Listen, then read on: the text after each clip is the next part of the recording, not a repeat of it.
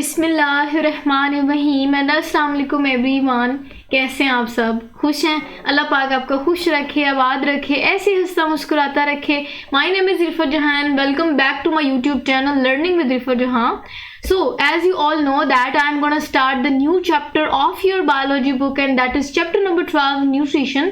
So जैसा कि आपको पता है कि आज से हम ऑनवर्ड इंशाल्लाह अपना नेक्स्ट न्यू चैप्टर स्टार्ट करने जा रहे हैं जो कि है आपकी बायोलॉजी का चैप्टर नंबर 12 जो कि है न्यूट्रिशन। अच्छा जी, जैसा कि आपको पता है एज यूजुअल मैं हमेशा जब भी कोई चैप्टर न्यू स्टार्ट करती हूँ तो सबसे पहले मैं आपको उस पूरे चैप्टर का थोड़ा बहुत इंट्रोडक्शन देती हूँ, फिर हम आज के टॉपिक की तरफ आते हैं। आज भी मैं ऐसे ही करूँगी। सबसे पहले मैं आपको इस पूरे चैप्टर का इंट्रोडक्शन दूंगी कि इस पूरे चैप्टर में हमने पढ़ना क्या है, ताकि आपका थोड़ा माइंड बिल्डअप हो कि किस तरह हमने इस चैप्टर में आगे आगे प्रोसीड करना है। चैप्टर का नाम है न्यूट्रिशन। सो जैसा कि आपको नाम से अंदाजा हो गया होगा कि इस पूरे चैप्टर में ना हमने न्यूट्रिशन बेस्ड चीजें डिस्कस करनी है। हम देखेंगे कि न्यूट्रिएंट्स क्या होते हैं, न्यूट्रिशन क्या होती है, फिर हम डिफरेंट लिविंग ऑर्गेनिजम्स में न्यूट्रिशन देखेंगे, फिर हम डिफरेंट मोड ऑफ न्यूट्रिशन देखेंगे। हम देखेंगे कि ऑटोट्रॉफिक मोड ऑफ न्यूट्रिशन कैसे होती है, हेटेरोट्रॉफिक मोड ऑफ न्यूट्रिशन कैसे होती है, फिर हम डिफरेंट लिविंग ऑर्गेनिजम्स में डाइजेशन को देखेंगे। डाइजेशन हम हाइड्रा में देखेंगे, डिफरेंट लिविंग ऑर्गेनिज्म में डाइजेशन देखने के साथ साथ हम ह्यूमंस में भी डाइजेशन का प्रोसेस देखेंगे। हम पूरे का पूरा जो डाइजेस्टिव सिस्टम है वो देखेंगे, ठीक है। उसके साथ साथ हम देखेंगे कि वो बीमारियां जो न्यूट्रिशन बेस्ड बीमारियां हैं, लास्ट में हम उन तमाम की तमाम डिजीजेस को भी डिस्कस करेंगे। सो इन शॉर्ट कहने का मकसद यही है कि इस पूरे चैप्टर में हम न्यूट्रिशन को डिस्कस करेंगे, हम फूड रिलेटेड चीजें डिस्कस करेंगे। पिक्चर यहाँ लगाने का मकसद भी यही है कि आपको थोड़ा बहुत आइडिया डेवलप हो गया होगा कि हमने बस खुराक के मुतालिक चीजें डिस्कस करनी है इस पूरे चैप्टर में। अब थोड़ी सी इंटरेस्टिंग बात बता दूं, वो ये कि जो चैप्टर नंबर 11 अभी रिसेंटली हमने उससे जान छुड़वाई है, ख़त्म किया है, जो भी आप समझ लें, वो थोड़ा बोरिंग था, ठीक है। वो केमिकल बेस्ड था, रिएक्शंस थे, उसमें हमने डार्क रिएक्शन देखा, लाइट रिएक्शन देखा, ठीक है। लेकिन अगर हम इस चैप्टर की बात करें तो वो खुशखबरी इस चैप्टर रिलेटेड ये है कि ये चैप्टर बहुत ही इंटरेस्टिंग है। मैं बड़े इंटरेस्टिंग वे में आपके साथ ये पूरा का पूरा चैप्टर जो है वो शेयर करूँगी इंशाल्लाह। कहानियाँ हैं, हमें अपना अपना लगता है, ठीक है, मज़ा आने वाला है। मूव ऑन करते हैं फर्दर, वहाँ से जो है वो without wasting of any time अपना आज का टॉपिक स्टार्ट करते हैं। देखिए आपको नाम से अंदाजा हो गया होगा, स्क्रीन पे भी आप देख सकते हैं कि सबसे पहले जब हम कोई भी चैप्टर स्टार्ट करते हैं ना, हम उस चैप्टर का इंट्रोडक्शन डिस्कस करते हैं। मतलब हमारा जो पहला टॉपिक होता है वो इंट्रोडक्शन बेस्ड होता है। पहला पॉइंट ये है कि अगर हम लिविंग ऑर्गेनिज्म की बात करें या ऑर्गेनिजम्स की बात करें तो उनको न्यूट्रिएंट्स की बहुत ज़रूरत होती है। न्यूट्रिएंट्स की ज़रूरत क्यों होती है? ताकि वो अपनी लिविंग लाइफ स्टाइल जो है वो उसको बेहतर बना सके और अपनी जो लाइफ स्टाइल है, अपनी जो लाइव्स हैं उनको मेनटेन कर सकें। और अब आप यहाँ ये सोचेंगे कि न्यूट्रिएंट्स क्या है। न्यूट्रिएंट्स बेसिकली फूड है। न्यूट्रिएंट्स क्या है? न्यूट्रिएंट्स ऐसी फूड है, ऐसे सब्सटेंसेस हैं, ऐसे एलिमेंट्स हैं जो हम बॉडी में अपटेक करते हैं और वो बॉडी में अपटेक होने के बाद हमारे जो मेटाबॉलिज्म है उसको मेंटेन करता है। मेटाबॉलिज्म के लिए ये फूड पार्टिकल्स, आपको पता है ये फूड जो है वो बहुत इंपॉर्टेंट होती है, ठीक है। वो हमारी जो लाइव्स हैं, जो लिविंग लाइफ स्टाइल है, जो हमारी जिंदगी है उसको मेनटेन करती है। समझ आ गई? अच्छा जी, अब प्रॉपर डेफिनेशन देखते हैं। कहते हैं कि अगर हम न्यूट्रिएंट की बात करें कि न्यूट्रिएंट जो है वो फूड है, कोई सब्सटेंसेस हैं, ये कोई भी एलिमेंट्स हैं जो कि हम अपनी बॉडी को देते हैं और देने के बाद हम अपने मेटाबॉलिज्म को मेंटेन करते हैं, ठीक है। हमारा मेटाबॉलिज्म के लिए ये तमाम के तमाम फूड, न्यूट्रिएंट, सब्सटेंसेस, एलिमेंट्स बहुत ज़रूरी होते हैं। समझ आ गई? अच्छा जी, उसके बाद अब बात ही आती है कि हम कह तो दिया कि जी न्यूट्रिएंट जो है वो फूड है और बड़ा ज़रूरी है हमारे लाइफस्टाइल के लिए, हमारी लाइफ्स के लिए, हमारे मेटाबॉलिज्म के लिए, हमारी लिविंग लाइफ की मेंटेनेंस के लिए। अब बात ही आती है कि न्यूट्रिएंट्स क्या होते हैं और न्यूट्रिएंट्स की क्या टाइप्स होती हैं। अब बेसिकली हमने डिटेल देखनी है कि न्यूट्रिएंट्स क्या होते हैं। कहते हैं कि सर्टेन न्यूट्रिएंट्स की बात करें, हमने कहा तो दिया कि फूड है। अब बेसिकली फूड की भी ना आप कह सकते हैं काफ़ी सारी किस्में होती हैं। अच्छा जी, अगर हम न्यूट्रिएंट्स की बात करें, ठीक है, तो न्यूट्रिएंट्स जो है फूड है। फूड में भी फिर आगे स्पेसिफिकली काफ़ी सारी वैरायटी होती है। कार्बोहाइड्रेट्स है, फैट्स है, प्रोटीन्स, और आपको पता है कि ये तमाम के तमाम जो है ये बहुत इंपॉर्टेंट फूड सोर्स है हमारी। हम इसको एज अ फूड यूज़ करते हैं और अपनी बॉडी की मेंटेनेंस कर रहे होते हैं, ठीक है। उसके बाद कहते हैं कि ये तो न्यूट्रिएंट्स है। अब न्यूट्रिएंट्स के अलावा भी कुछ ऐसी एलिमेंट्स होते हैं, कुछ ऐसी चीज़ें होती हैं जो कि हमारे मेटाबॉलिज्म के लिए या मेटाबॉलिक प्रोसेसेस के लिए बहुत एसेंशियल होते हैं। न्यूट्रिएंट्स की तो हमने टाइप देख ली। अब कुछ ऐसे देख लें जिसको हम अदर न्यूट्रिएंट्स बोलते हैं, मतलब कि जो फूड नहीं है लेकिन हमारी बॉडी के लिए बहुत ज़रूरी है। अब कौन कौन सी चीज़ें जो फूड नहीं मानी जाती लेकिन इंपॉर्टेंट है, उसमें वाटर आ जाता है। वाटर जो है इसको हम फूड नहीं कहेंगे, ये न्यूट्रिएंट्स नहीं है। वाटर जो है वो न्यूट्रिएंट नहीं है, अदर न्यूट्रिएंट्स में आ जाते हैं। उसके बाद उसके बाद इलेक्ट्रोलाइट्स, ठीक है, मिनरल्स हैं, उसके बाद वाइटामिन हैं। सो वाटर, इलेक्ट्रोलाइट, मिनरल्स और वाइटामिन, ये जो तमाम के तमाम चीज़ें हैं ना, ये न्यूट्रिएंट्स नहीं आते, ये अदर न्यूट्रिएंट्स वाली जो है वो कैटेगरी में आ जाते हैं। ठीक हो गया। अच्छा जी, लेकिन अगर हम बात करें, न्यूट्रिएंट्स भी बॉडी के लिए बहुत इंपॉर्टेंट होती है, फूड भी बहुत जरूरी है, उसके साथ साथ फूड के अलावा वाटर हो गया, इलेक्ट्रोलाइट्स हो गया, ठीक है, उसके साथ साथ वाइटामिन।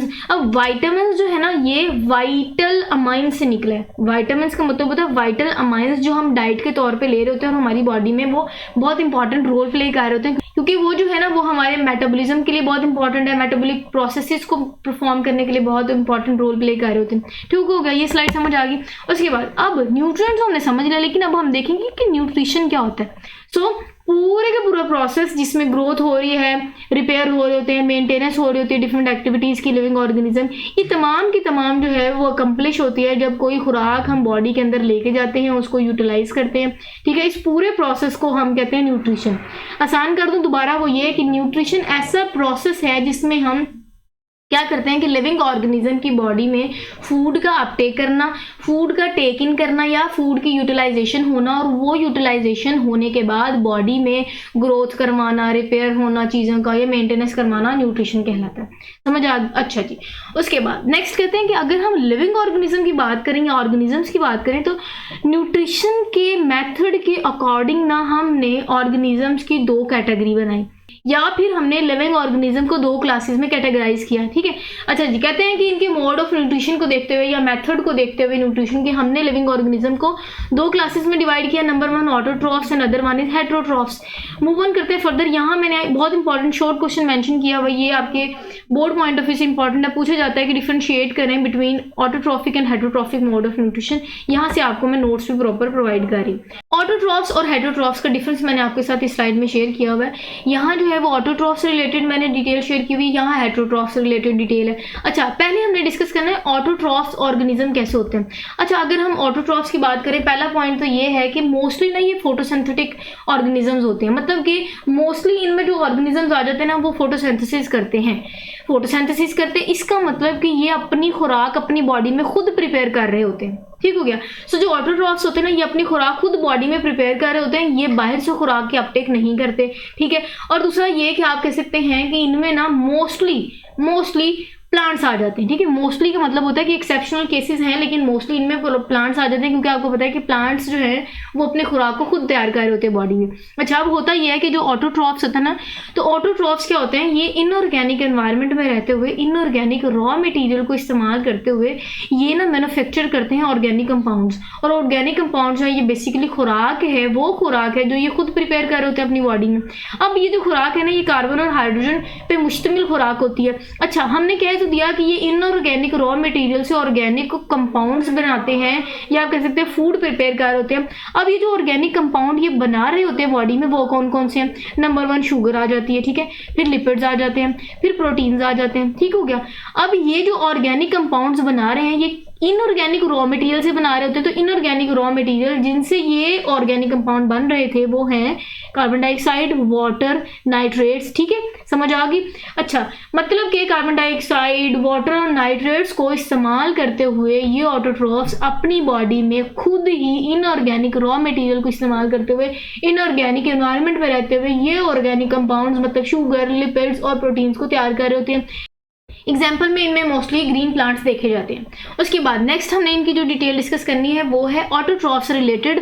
ऑटोट्रॉफिक ऑर्गेनिज्म की अगर हम बात करें तो ये वो ऑर्गेनिज्म होते हैं, पहली बात की डिफरेंस का मतलब होता है उल्ट है। अगर यहाँ एक चीज़ हो रही है तो दूसरी जगह वो चीज़ नहीं हो रही होती। मतलब कि ऑटोट्रॉफिक ऑर्गेनिज्म तो अपनी बॉडी में खुद प्रिपेयर कर रहे थे खुराक, इसका मतलब कि ये इनकैपेबल होंगे मैन्युफैक्चरिंग करने के लिए। किसकी मैन्युफैक्चरिंग करने के लिए? Organic compounds from inorganic nutrients, अभी हमने कहा था। लेकिन ये उल्टा है, ये अपनी खुराक अपनी बॉडी में प्रिपेयर नहीं करते। ठीक है, कहते हैं कि ये ना डायरेक्टली अपनी खुराक को, मतलब कि ये जो ऑर्गेनिक मॉलिक्यूल्स हैं ये उनको डायरेक्टली अपटेक कर रहे होते हैं एनवायरनमेंट से। मतलब कि ये प्रिपेयर नहीं कर रहे होते, ये अपटेक कर रहे होते हैं, खुराक की फॉर्म में ये ले रहे होते हैं एनवायरनमेंट से। और इनमें जो एग्जाम्पल आती है वो एनिमल्स की आती है। अब एनिमल्स में ह्यूमंस में बेसिकली बायोलॉजी की कैटेगरी में हम भी एनिमल्स ही हैं। अच्छा, हेटेरोट्रॉफिक ऑर्गेनिज्म वो ऑर्गेनिज्म है, मतलब ह्यूमंस हो गए, एनिमल्स हो गए। अब हम अपनी बॉडी में खुद तो नहीं ना प्रिपेयर करते, हम बाहर से अपटेक कर रहे होते हैं फूड को। ठीक हो गया, तो वो हाइड्रोट्रॉफ्स होते हैं। होप आपको बहुत अच्छे से डिफरेंस समझ आ गया होगा, इससे पहले भी आपने प्रीवियस क्लासेस में ये दोनों टर्म्स को बहुत अच्छे से समझा होगा। So this is all about our today's topic. I hope आपको समझ आई होगी, थोड़ा बहुत इंट्रोडक्शन आपको समझ आ गया, चैप्टर पूरे का भी मैंने इंट्रोडक्शन दे दिया। आज का जो हमारा इस चैप्टर रिलेटेड इंट्रोडक्शन वाला टॉपिक था वो भी हमने डिस्कस कर लिया। सो वन बाय वन इन दोनों टॉपिक्स को हम डिस्कस करेंगे। Till then stay connected and अल्लाह हाफिज़।